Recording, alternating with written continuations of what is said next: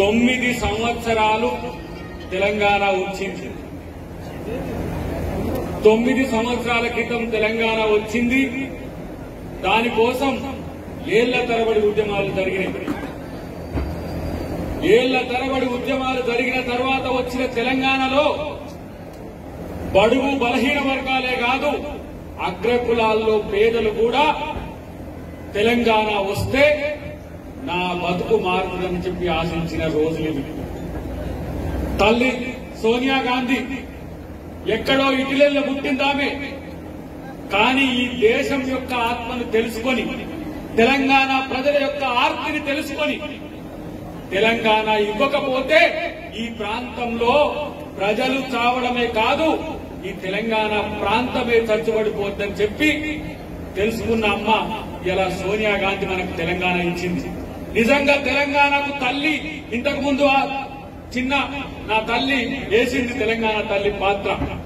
ఆ పాత్రకు ఎవరైనా సూటబుల్ అంటే అమ్మ సోనియా గాంధీ తప్పితే మరొకటి కారని చెప్పి నేను సభాముఖంగా తెలియజేస్తున్నా. కేవలం రాజకీయ ప్రయోజనాల కోసమే, రాజకీయంగా ఎదగడం కోసమే ఇవాళ మన ముఖ్యమంత్రి గారు కావచ్చు, ఈ రోజు మిత్రులు బీజేపీ మిత్రులు కూడా ఈ తెలంగాణ ఉత్సవాలు జరుపుతున్నారు. వాళ్ళ క్యాప్షన్ ఏంటంటే దశాబ్ద తెలంగాణలో శతాబ్దపు ఉత్సవాలు అని, శతాబ్దపు అభివృద్ధి ఉత్సవాలని, శతాబ్దపు సంక్షేమ ఉత్సవాలని మేమంటున్నాం. ఇవాళ దశాబ్దపు తెలంగాణలో శతాబ్దపు దోపిడీ చేస్తున్నది తెలంగాణ ప్రభుత్వం అని చెప్పి అలా మేము చెప్పక తప్పదు. అందరికంటే మీకే బాగా తెలుసు, 40 గ్రామాలు మునిగి, పొలాలు మునిగి, వేల ఎకరాలు, లక్షల ఎకరాలు మునిగి ఇవాళ బజార్న పడితే నా మంచిర్యాలనో, నా పెద్దపల్లినో, లేకపోతే నా కాళేశ్వరం కింద ఉన్న భూములను ఆదుకున్న ఒక్కడు లేడు ఈ తెలంగాణలో. ఒక్కడు లేడు తెలంగాణలో. ఇల్లు మునిగి శవాల మాదిరిగా ప్రజలు బిక్కు బిక్కుమంటుంటే ఇవాళ ముఖ్యమంత్రిగా ఉన్న ముఖ్యమంత్రి ఒక్క రోజు నైట్ వచ్చి పోలే. అందరం అనుకుంటే హెలికాప్టర్లో వచ్చి చూసిపోయింది. ఒక్క చుక్క నీరు ఇవాళ కాళేశ్వరం నుంచి తెలంగాణకు వారిందా? ఒక్క చుక్క. అతి పెద్ద మోటార్లు ప్రపంచంలోనే ఎత్తిపోతల్లో అత్యధికమైన ఏమంటారు ఖర్చుతో కూడిన కాళేశ్వరం అన్నారు. ఈ సంవత్సరం పాటు బాహుబలి పంపులట, బాహుబలి పంపులు బక్కబలైపోయాలా, బిక్కుమంటుంటే కూడా దిక్కులేని ఇవాళ తెలంగాణ ప్రభుత్వం. ఇవాళ ఒక్క చుక్క రాలే. ఒక్క చుక్క రాకున్నా కూడా ఇలా రైతులు దేశంలోనే అత్యధికంగా ఈ తెలంగాణ ప్రాంతంలో ప్యాడీనిచ్చింది, వరిని పండించిండ్రు. కొనే ముఖం లేని దళితులు ఇవాళ తెలంగాణ అభివృద్ధి అని చెప్తున్నారు. తెలంగాణ అభివృద్ధి, తెలంగాణ సంక్షేమం ఎక్కడ? ఇవాళ యువత, ఒక పిల్లగాడు కరీంనగర్ జిల్లాలో నాకు జాబ్ లేదు, నాకు విలువ లేదు, ఏం రాసిండు? ఐఎమ్ జాబ్లెస్, ఐఎమ్ యూజ్లెస్ అని చెప్పి ఆత్మహత్య చేసుకున్నాడు. ఎక్కడ ఉంది తెలంగాణ? 2 లక్షల ఉద్యోగాలు ఇవాళ మరుగునబడి ఉన్నాయి. మీ ఇంట్లో మాత్రం అందరికీ ఉద్యోగాలు కావాలి. 5-6కే కాదు, నేను చూస్తే ఒక 10 మంది దానికే ఇంట్లో ప్రధానమైన పోస్టులు ఉన్నాయి. ఇలా నా యువత, ఈ రాష్ట్రంలో 2 లక్షల యువత, 2 కోట్ల యువత ఉన్నది. 2 కోట్లలో 60 లక్షల మంది చదువుకొని ఉన్నారు. 30 లక్షల మంది ఇప్పుడు జాబులు చేసుకోవడానికి సిద్ధంగా ఉన్నారు.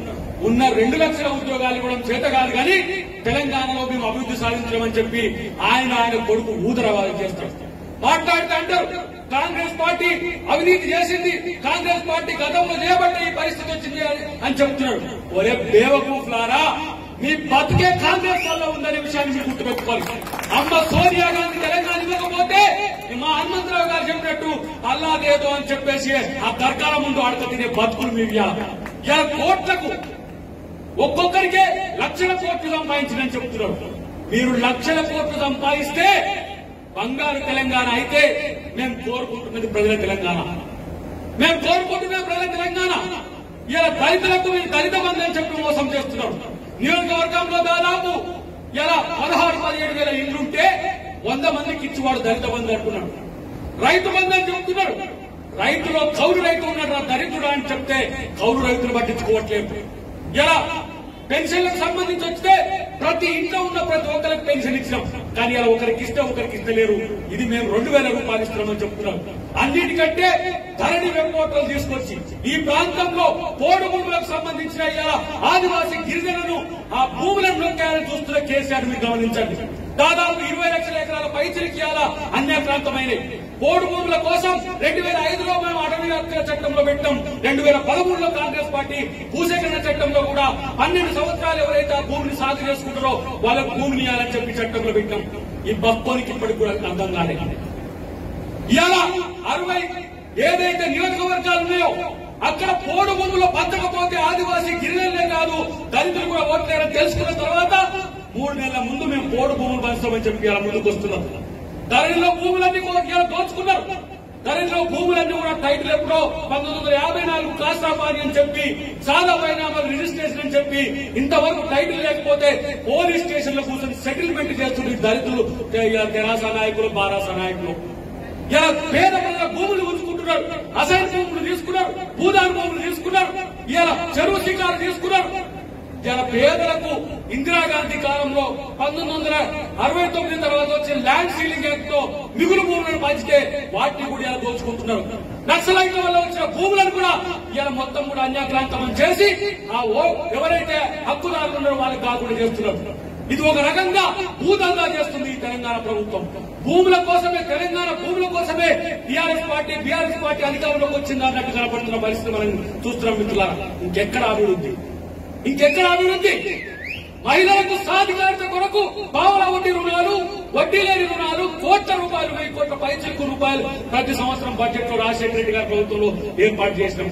ఇవాళ ఆడవాళ్ళ ఏమంటారు వాళ్ళ జేబుల్లో ఉండే లేకపోతే వాళ్ళ సంచుల్లో ఉండే డబ్బును కూడా ఇలా దోచుకుంటున్న దొంగ ఎవడు అంటే ఇలా కేసీఆర్. 50% పైచిలకి ఇక్కడ మహిళా జనాభా ఉంది. వాళ్ళకి సంబంధించిన ఒక్క అభివృద్ధి పథకం చెప్పుకోనండి.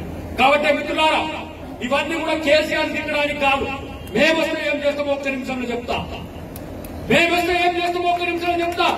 ధరణిని రద్దు చేసి ఎవరి భూమి ఉందో వాళ్ళకే భూమి ఇచ్చే ప్రయత్నం చేస్తాం. 2 లక్షల రూపాయలు రైతులకు రుణమాఫీ చేసేది ఒకే ఒక్క పెన్ను కోటుతో మేము రాజస్థాన్ లో ఇచ్చినాం, ఛత్తీస్గఢ్ లో ఇచ్చినాం, హిమాచల్ ప్రదేశ్ లో ఇస్తాం. రేపటి రోజున ఇవాళ తెలంగాణలో కాంగ్రెస్ ప్రభుత్వం వస్తుంది, తప్పకుండా రైతుకు 2 లక్షల రుణమాఫీ చేస్తామని చెప్పి రైతుకు రుణమాఫీనే కాదు, ఇవాళ రైతులకు సంబంధించిన రైతు డిక్లరేషన్ ఇచ్చినాం. ఏ పంటకు ఎంత ఇష్టమో కూడా ఇవాళ విలువలు కట్టి చెప్పినాం. మిత్రులారా, మీరు గుర్తుపెట్టుకోండి, మొన్న ఇందిరాగాంధీ గారి మనవరాలు ప్రియాంక గాంధీ గారు వచ్చినప్పుడు యూత్ డిక్లరేషన్ చేసినాం. 2 లక్షల ఉద్యోగాలు ఒకేసారి సంతకం పెట్టడమే కాకుండా 5 సంవత్సరాల కాలం లోపల్లో విద్యార్థులకు ఇవ్వడమే కాదు, అదనంగా 1,00,000 పోస్టులకు పైచిలకు ఈ రోజు నింపే అవకాశం ఉంది. 3 లక్షల పైచిలకు ఉద్యోగాలు కాంగ్రెస్ పార్టీ అలా విద్యార్థులకు, నిరుద్యోగులకు ఇవ్వాలని చూస్తున్న పరిస్థితి మీరు గుర్తుపెట్టుకోండి. ఇలా వచ్చిండు మగోడు, ఇక్కడికి వచ్చిండు కేసీఆర్. అల్లుడు వస్తే ఏడవంతాడు, బర్రెని ఏడగట్టేస్తారు, కుక్కని ఏడగడతారని చెప్పి నగ్గ ముచ్చట్లు చెప్పి డబుల్ బెడ్రూమ్ ఇల్లు అని. ఎన్ని డబుల్ బెడ్రూమ్ ఇల్లు ఇలా మంచిర్యాలలో వచ్చినాయి? ఇందిరమ్మ ఇల్లు ప్రతి గ్రామాన్ని పలకరిస్తుంది. 400, 500, 600, 1000 వరకు కూడా ఇందిరమ్మ ఇల్లు ఇలా ఇచ్చే ప్రయత్నం చేసింది గతంలో కాంగ్రెస్ ప్రభుత్వం. మేమొస్తే ఇప్పటికి నేను అనుకుంటున్న 9 సంవత్సరాల్లో 9 లక్షల ఇల్లు ఇలా పేద ప్రజలకు కట్టించే అవకాశం ఉండే. కానీ పేద ప్రజల ఇండ్లు కట్టించకుండా నక్క వేషాలేసి పేదోళ్ల యొక్క డబ్బు తీసుకుని కూడా ఇది కేసీఆర్ ప్రభుత్వమే. రేపటి రోజున వస్తే కనిష్టంగా 1 సంవత్సరానికి 2 లక్షల రూపాయలు, 2 లక్షల ఇల్లు 5 లక్షల రూపాయలతో కట్టించాలని ఇలా కాంగ్రెస్ పార్టీ ఆలోచిస్తున్నారు. ఇలా నేను అభివృద్ధి, నేను సంక్షేమం అని చెప్తున్నా. ఏంటి మీ అభివృద్ధి? మోడీకి అడుగులకు మడుగులద్దరం తప్పితే మీరు చేస్తున్నది ఏంటి? మోడీ ప్రభుత్వానికి అన్ని బిల్లులకు ఎలా ఏంటి మద్దతు చెప్పుకుంటూ నేను మోడీ మీద కొట్టాడతా. ఆయన ఏమంటాడు? కమలం పువ్వుతో గులాబీని కొడతారట. ఈయన గులాబీ పువ్వుతో కమలం కొడతారట. ఎవరికి రామై మీరు చెప్పేది? మోడీ అనే కేడి పైన ఉంటే కేసీఆర్ అనే దొంగ మన మధ్యన ఉండి మనల్ని దోచుకుంటున్నారు. డిమానిటైజేషన్ తర్వాతనో లేదంటే ఈ మధ్యన వచ్చిన 2000 రూపాయల నోటు రద్దు తర్వాత ఇంకా పేదోళ్ళకి కొనుగోలు శక్తే పోయింది. రేపు చూడండి, 500 రూపాయలకే గ్యాస్ కనెక్షన్ ఇచ్చే ప్రయత్నం ఇలా కాంగ్రెస్ పార్టీ చేస్తున్నది. 500 రూపాయలకి 1200 రూపాయలు ఈ ప్రభుత్వం దోచుకుంటున్నది. ఇదే రాజస్థాన్ లో చూడమనండి. పేద ప్రజలకు మీరు ఏ హాస్పిటల్లో వైద్యం చేసుకున్నా సరే ఆ హాస్పిటల్లో ప్రభుత్వమే ఉచితంగా వాళ్ళకు ఆ బిల్లు ఎంతైతే అంత కట్టే ప్రయత్నం రాజస్థాన్ లో చేస్తుంది. మేము చేస్తాం ఆ ప్రయత్నం. రేపు ఈ తెలంగాణలో ఒక పిల్లగాడు ఇంట్లో చదువుకుంటే ఆ కుటుంబం మొత్తం కూడా ఆర్థిక భారంతో వస్తున్నది. పేద పిల్లలకు ఉచితంగా విద్య అందించడమే కాకుండా పేద ప్రజలకు వైద్యం అందించాలని కాంగ్రెస్ పార్టీ ఆలోచిస్తున్నది. ఎందుకు?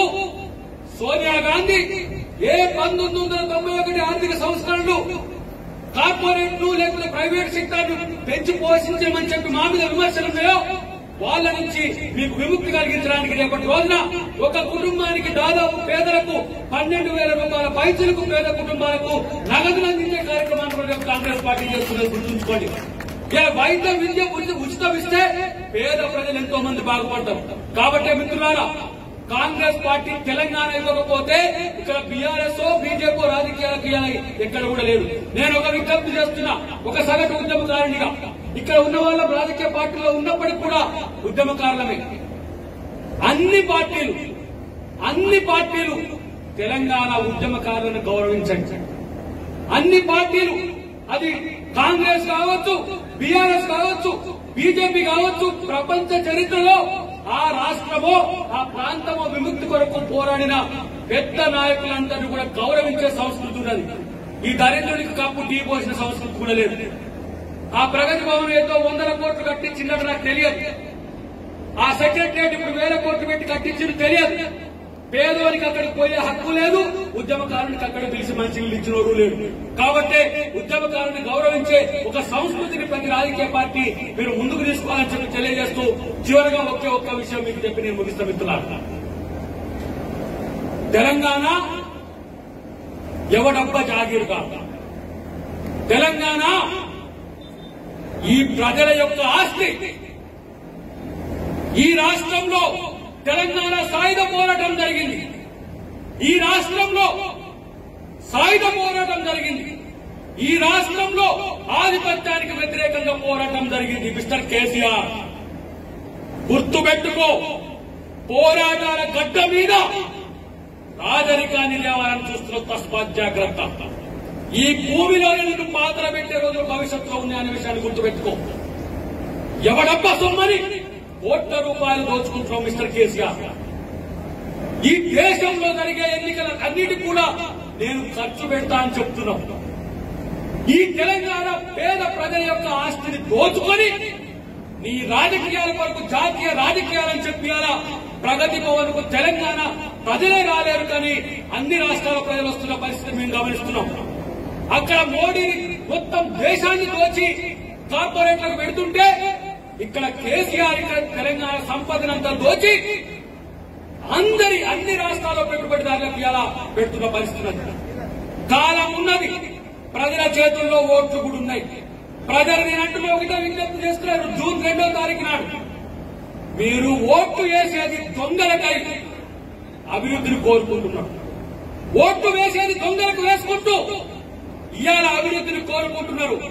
దొంగోడు దోచుకుంటాడు, దొంగోడు అభివృద్ధి చెయ్యడు.